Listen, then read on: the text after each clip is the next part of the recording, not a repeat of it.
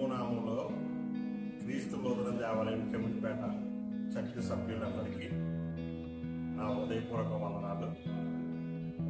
మన క్రీస్తు నూతన దేవాలయం స్థాపించబడి 70 సంవత్సరాలు పూర్తి చేసుకుంటున్న ఈ శుభతరుణంలో మీ అందరికీ నా శుభాభివందనాలు చెల్లిస్తూ రేపటి జరగబోయే కార్యక్రమానికి మీ అందరినీ ఆహ్వానం తెలియపరుస్తూ అందరూ ఈ 70వ వార్షికోత్సవంలో పాల్పంపులు పొంది దేవాది దేవుని దీవెనలు పొందుకోవాలని స్థానిక సంఘ డెలికేట్గా నేను మీ అందరినీ కోరుకుంటున్నాను.